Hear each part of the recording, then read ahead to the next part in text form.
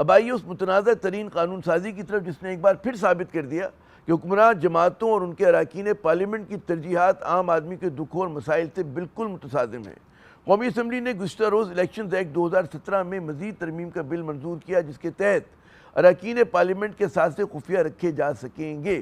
یہ بل گزشتہ برس جو اگست میں پاکستان پیپلز پارٹی کی ممبر قومی اسمبلی شازیہ مری صاحبہ نے پارلیمانی کمیٹی میں پیش کیا تھا، جس کی مخالفت نون لیگ اور تحریک انصاف دونوں نے کی تھی، لیکن نون لیگ نے قومی اسمبلی میں اپنا موقف تبدیل کرتے ہوئے اس بل کی حمایت میں ووٹ دیا۔ وزیر قانون اعظم نذیر تارڑ صاحب نے کہا ہے کہ بل کے تحت سیاسی جماعت کو کالعدم قرار کرنا اور فلور کراسنگ کا معاملہ جو ہے آئینی عدالت میں لے جایا جا سکے گا، جس کی چیئرمین تحریک انصاف بیرسٹر گوہر صاحب نے بھرپور مخالفت کی۔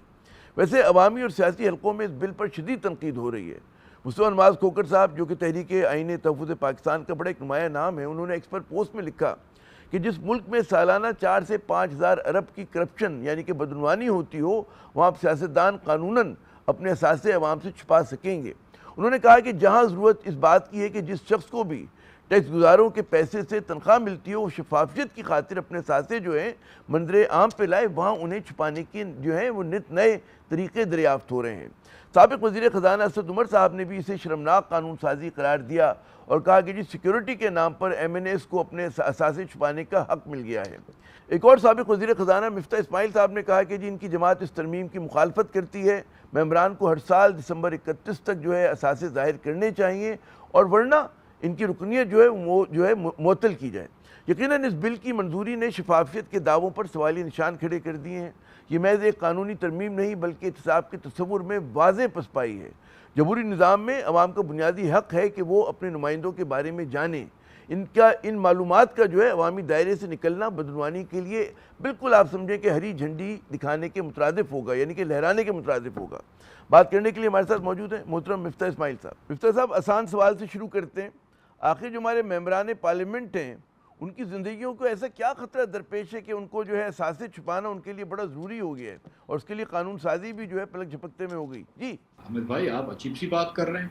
مطلب آپ کے معزز ممبران پارلیمان جن کا نام پورے پاکستان کو پتا ہوتا ہے، جو کہ کیمپین کرتے ہیں، عوام میں جاتے ہیں، الیکشن ہاں، لڑتے ہیں، وہ یہ سمجھتے ہیں کہ ان کی جان کو یا مال کو خطرہ ہے اپنے اثاثے الیکشن کمیشن کو بتا کے عوام کو بتانے کا، تو وہ ہی کہہ رہے ہوں گے۔ مطلب میں تو سمجھتا ہوں کہ ہماری ریاست کی کمزوری ہے کہ ہم اپنے ایم این اے حضرات کو، ایم این اے خواتین حضرات کو پروٹیکٹ نہیں کر سکتے۔ ہم کو تو شرمندہ ہونا چاہیے بناصر قوم کہ ہم ان سے یہ بات بھی کیوں کر رہے ہیں کہ آپ اپنے اثاثے چھپائیں۔ ہم کو تو شاید ان کے نام بھی نہیں پتا ہونے چاہیے۔ اچھا، کیا یہ قانون سازی جو اس قسم کی ظاہر متنازع ہے، میں دیکھ رہا تھا ایکس کے اوپر بہت سارے سیاستدانوں نے، سول سوسائٹی کے ممبران نے تنقید کی ہے اس پر، تو کیا پیغام دیا جا رہا ہے عوام کو کہ ظاہر ہے کہ پارلیمنٹ جو ہے وہ ٹیکسوں پہ چلتی ہے اور جو ٹیکس پیئر سے ان کی تنخواہیں ان کو ملتی ہیں، تو یہ لوگ جواب دہ نہیں ہے کسی بھی صورت میں اس معاملے کے اوپر؟ آپ یہ دیکھیں نا کہ کچھ عرصے پہلے ہمارے کچھ ہفتے پہلے شاید ہمارے بھائی مصدق ملک صاحب جو کہ وزیر ہیں، جی انہوں نے یہ فرمایا کہ یہ ملک جو ہے یہ تو صرف اپنے اشرافیہ کے لیے چلتا ہے، جو رینٹ سیکنگ اشرافیہ ہوتی ہے، پولیٹیکلی کنیکٹڈ اشرافیہ ہوتی ہے۔ اور اگر اس سے پہلے آپ جانتے ہیں کہ مصدق ملک صاحب کو ایک کمیٹی سے ہٹایا گیا تھا، پھر کسی اور کو چیئرمین بنایا، پھر ہم نے چینی کی برآمدات کی اجازت دے دی اور اس چند لوگوں کو فائدہ ہوا اور باقی پاکستان کو نقصان ہوا۔ تو یہ تو ملک کا چند لوگوں کے لیے چلتا ہے جس کے اندر یہ ہمارے ایم این اے حضرات شامل ہیں، تو اس پہ کوئی ہم کو خفگی کا پلے کر لیں آپ، لیکن حیرت کی تو بات بالکل حیرت نہیں نہیں ہونی چاہیے۔ یہ اچھا، میں یہ دیکھ رہا ہوں کہ شہباز شریف صاحب کے دور اول میں جس میں آپ بھی شامل تھے، اس وقت سے لے کر اب تک جتنی قانون سازی ہوئی ہے زیادہ تر اگر ہم یاد کرنا شروع کریں کہ نیب لاز میں ترمیم ہوئی، ظاہر ہے کہ اس کا فائدہ جو ہے چندی مخصوص لوگوں کو ہونا تھا یا جو اس سے وہ ہوتے تھے، متاثر ہوتے تھے۔ اس کے علاوہ پھر اس کے بعد آپ 26ویں ترمیم لے لیں، 27ویں لے لیں، پرکس میں اضافہ ہو گیا، تنخواہیں بڑھ گئیں، ماشاءاللہ یہ والا بھی ہو گیا جو ہے بل متنازع الیکشن ایکٹ جو ہے اس میں بھی ترمیم ہو گئی۔ تو یہ تمام جو قانون سازی ہو رہی ہے اس سے عوام کا کوئی لینا دینا نظر نہیں آ رہا ہوتا ہوا۔ نہیں سر، عوام کا لینا نہیں ہوتا، دینا تو ہوتا ہے نا۔ دیکھیں نا آپ، میں جب تھا تو بڑی مشکل سے ہماری بحث کے بعد ہم نے سپر ٹیکس لگایا، میں نہیں چاہ رہا تھا لیکن بہرحال انہوں نے لگایا۔ ہم نے کہا تھا کہ 1 سال کے لیے اور مخصوص انڈسٹریز کے اوپر ہے، ٹبیکو ہو گیا، بینک ہو گیا وغیرہ۔ ٹھیک ہے. اب اس کو آپ نے پورے قوم پہ لگا دیا اور اس کے بعد تنخواہ پیش لوگوں پہ بھی لگا دیا اور آپ نے وہ چیز پرماننٹ ہو گئی. اس کے علاوہ دیکھیں نا آپ کا سیل ٹیکس بڑھا دیا 1% میرے جانے کے اگلے سال بعد. اس کے بعد آپ نے دودھ کے اوپر سیل ٹیکس لگا دیا کہ بھئی لوگ زیادہ دودھ پینا چاہیں تو کوئی مطلب صحت کے لیے بد ہضمی نقصان نہ ہو. دہ. بچوں کے دودھ پہ لگا دیا آپ نے, مطلب دوائیوں پہ لگا اسی طرح. لیکٹوز انٹالرنٹ ہوتے ہیں. اس کے بعد آپ عجیب مطلب ہم نے تو کوئی چیز نہیں چھوڑی ہے. اور جس دن یہ صاف ہوا دینا شروع کر دیں گے, یہ تو خیر کلین ایئر نہیں ملتی ہے ہمارے لاہور جو ہے وہ دنیا کا اسموک ترین شہر ہے, لیکن تو جس دن صاف ہوا دینا شروع کر دیں گے صاف ہوا پہ بھی ٹیکس لگا دیں گے. سو یہ تو دیکھیں یہ جو آج بل پاس ہوا ہے, اور ایک اور بل بھی دیا گیا تھا کہ جس میں آپ کہہ رہے ہیں کارپوریشنز کو کہ آپ CSR کے لیے 2% اور اس میں میں آؤں گا آپ سے ذرا آگے میں چل کے, میں نے رکھا ہوا ہے وہ سوال. میں جو گزارش کرنا چاہ رہا ہوں کہ 61% ٹیکس کافی نہیں ہے, ہم آپ سے 63% ٹیکس لیں گے.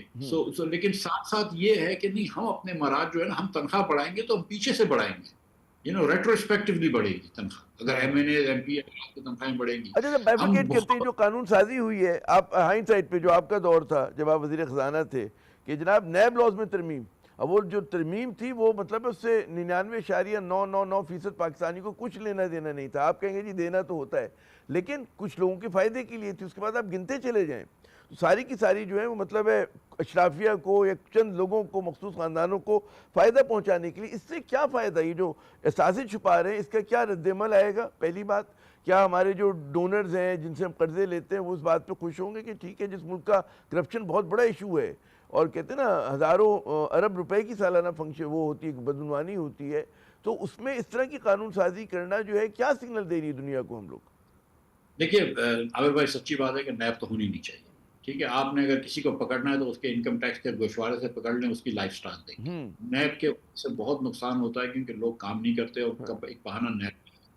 جب ہماری میٹنگ ہوئی تھی تو ہم شاید عباسی تو کہہ رہے تھے کہ نیب ختم کر دیں آپ, ٹھیک ہے, اچھا, لیکن جو مسلم لیگ کے لیڈران کے اوپر کیس ہیں وہ چلنے تھے تاکہ کوئی یہ نہ انگلی اٹھا سکے کہ آپ نے اپنے فائدے کے لیے. میں نے کہا کہ نیب کو بالکل ختم نہ کریں, اگر ہم نے سفر کیا ہے تو ذرا سا پھر سب سفر کریں, ٹھیک ہے, تاکہ ان لوگوں کو پتہ چلے نا, جب آپ پہ پڑتی ہے خود پہ پڑتی ہے تو پتہ چلتا ہے کہ نیب کے لاس کیوں تھے, کیونکہ خان صاحب تو بڑے خوش تھے سب کو جیل میں ڈالنے کے اوپر, ٹھیک ہے. تو ہم جیسے بے گناہوں کو بھی 5-5 مہینے رکھا تھا, لیکن وہ بات میری سوچ صحیح نہیں تھی. جو میں کہتا ہوں کہ شاہد بھائی کی جو بات تھی وہ ٹھیک تھی, اور اب تو مجھے بالکل یہ بات سمجھ میں آ گئی ہے کہ یہ کہ نیب کے لاز ہونے ہی نہیں چاہیے, تو نیب کو میں الگ کر رہا ہوں, ٹھیک ہے. چلیں ٹھیک ہے, لیکن ایٹ دا سیم ٹائم یہ بات درست ہے کہ اگر کرپشن کے کیسز چل رہے ہیں تو بیسٹ یہی ہے کہ آپ اپنے کورٹ سے فیصلے کروائیں تاکہ نہ کہ قانون میں چینج کرائیں. لیکن اب آپ نے پھر کورٹ بھی ایسے کر دی ہیں ماشاءاللہ کہ نیب ہو یا نہ ہو, 26ویں ستائیویں ترمیم کی دین ہے بھائی. ہاں ٹھیک ہے. لیکن جو آپ کی جو بات ہے نا وہ سچی بات ہے کہ شاید عباسی صاحب ہمیشہ یہ کہتے ہیں کہ پاکستان کے اندر جتنے بھی قانون سازی ہوتی ہے وہ عوام کے حل کے لیے کبھی بھی نہیں ہوتی, حکمرانوں کے حل کے لیے ہوتی ہے. اور یہ جو ہے یہ گزارش ہے کہ یہ 2023 سے معاملہ شروع نہیں ہوا, یہ تو شاید 1960 سے شروع ہو گیا ہے. کہ ہم نے جب ہم 1 یونٹ کرتے ہیں اور اس کے بعد بیسک ڈیموکریسیز کرتے ہیں. ہم تو ابھی کی بات کریں گے نا, تیزی آ گئی اس کے اندر, یہ جو جلوے دکھا رہے ہیں. میرا پھر وہی سوال کہ کیا سگنل کیا دیا آپ نے جس ملک میں کرپشن نمبر 1 ایشو ہے, جو کہ اب آپ نہیں آپ کا کہتے, اب آج حکمران جو ہے اس بات کو نہیں مانتے, ایک زمانے میں سب سے نمبر 1 ایشو کہا جاتا تھا. دنیا کو کیا پیغام دیا کہ جی ہمارے لا میکر جو ہیں ان کو اثاثے چھپانے ہیں, ان کے لیے کوشر ہے, یہ چیز حلال ہے. اب سر دیکھیں, گزارش یہ ہے کہ کرپشن بالکل ایشو ہے, ٹھیک ہے. جو کرپشن آپ کو وہ نہیں پکڑنی چاہیے جو ہو گئی ہے, وہ پکڑیں آپ ضرور, ٹھیک ہے, لیکن آپ کی فرسٹ پرائرٹی وہ ہونی چاہیے جو کرپشن ہو رہی ہے, کیونکہ جو ہو گئی ہے وہ تو نقصان ہو گیا نا, چلو ٹھیک ہے اس کو پکڑ لو. تو اگر آپ کو مسئلہ کرنا ہے آپ کو تو پچھلی کرپشن کو تو ضرور آپ دیکھتے ہیں, لیکن کرنٹ کرپشن کو دیکھنا زیادہ ضروری ہے نا, یہ بات تو صحیح ہے. اور ہم تو کرپشن میں تو پاکستان میں کوئی جیل میں نہیں جاتا ہے, سارے لوگ مطلب نکل کے آئی جاتے ہیں. جو اصل بات ہے وہ یہ ہے کہ یہ جو عوام کو آپ بتا رہے ہیں نا, تو عوام کو پتہ تو چلے نا کہ یار آپ کے اثاثے 2 سال پہلے تو 10 کروڑ روپے کے تھے, اب ماشاءاللہ جو ہے 300 کروڑ روپے کے ہو گئے. اللہ تعالیٰ نے بہت آپ کو برکت عطا فرمائی ہے. تو ذرا ہم کو سمجھ میں نہیں آ رہا کہ 5 لاکھ کی تنخواہ پہ آپ کے اثاثے 200 کروڑ روپے سے کیسے بڑھ گئے ایک سال میں. تو ہم یہ چاہتے ہیں کہ عوام کو یہ انفارمیشن ملے, لیکن ان کے بہرحال خیال ہے کہ سیکیورٹی رسک ہے. اب کیا سیکیورٹی رسک ہے یہ تو ہم کو نہیں پتا ہے انہوں نے, لیکن یہ بڑے لوگ ہیں، ان کو پتا ہوگا کہ ان کے ساتھ کیا سیکیورٹی رسک ہے. یہ M N A M P حضرات ہیں، اب کیا یہ عوام میں کہ جا کے کیمپین نہیں کریں گے تو سیکیورٹی رسک تو ہے. تو اچھا پھر یہ جو پیپلز پارٹی نے اس معاملے میں زیادہ پھرتی دکھائی، نون لیگ کی پہلے تحفظات تھے، کمیٹی میں جب بحث ہو رہی تھی اس بات کے اوپر، اس وقت وہ لوگ تیار نہیں تھے. پھر نون لیگ کا بھی ظاہر ہے کہ دل بدل گیا اپنے اتحادی کی جب انہوں نے اسرار دیکھا ہوگا. کیا وجہ ہے کہ پیپلز پارٹی کی شادیہ مری صاحبہ نے اس کو موو کیا؟ وائی پاکستان پیپلز پارٹی جو ہے اتنا انیشیٹ کر رہی ہے اس طرح کے متنازع قسم کے عوامی پارٹی، جمہور دوست پارٹی، روٹی کپڑے مکان والی جو پارٹی ہے آپ کی؟ جی عامر بھائی جناب. کیا ساتھ سوال کرتے ہیں آپ بھی ایمان سے. میں ہم کراچی میں بیٹھتے ہیں نا، ہم کیا کریں، ایسے ہی کریں گے ہم.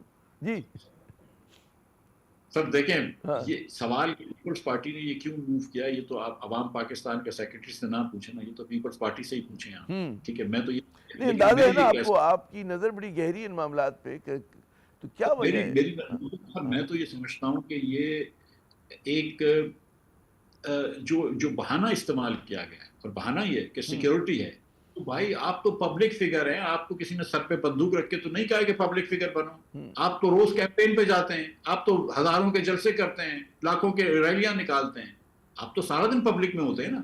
M N A M P S کا تو کام یہ، ہم جیسے سیاستدان، میں نے نہیں ہوں ابھی، لیکن میں بھی سارا دن جا کے ادھر ادھر گھوم رہا ہوتا ہوں. جب خدا نہ خواستہ جب کوئی حادثہ ہوتا ہے کہیں پر بھی، کراچی میں بالخصوص، تو ہم پہلے پہنچے ہوئے ہوتے ہیں. ابھی جب یہ آپ کا گل پلازا چل گیا تو ہم تو دوسرے دن صبح پہنچ گئے تھے. جناب تو عوام میں تو جانا پڑتا ہے سیاستدان کو، کون سیاستدان عوام میں نہیں جا سکتا ہے؟ اور پھر اس کے بعد آپ کہتے ہیں الیکٹ بھی ہوں گے لیکن ہم اپنے اثاثے نہیں چھپائیں گے. تو مجھے تو سمجھ میں نہیں آیا یہ بات، مجھے بالکل سمجھ میں نہیں آئی یہ بات. اور یہ بات آپ کی درست ہے کہ پاکستان میں قانون سازی جو ہے وہ صرف حکمرانوں کی آسانی کے لیے ہوتی ہے، اور یہ بات آپ کی بالکل درست ہے کہ اس کو آپ ٹربو چارج کر دیا ہے. اور یہ اس جہاں پہ لے کے گئے ہیں، یہ شاید سیاستدان یہ سمجھ نہیں رہے کہ دو چیزیں ہیں سر. ایک تو یہ ہے کہ پاکستان کے اندر یہ آپ جانتے ہیں کہ سر وقت بدلتا ہے، وقت ایک جیسا نہیں رہتا.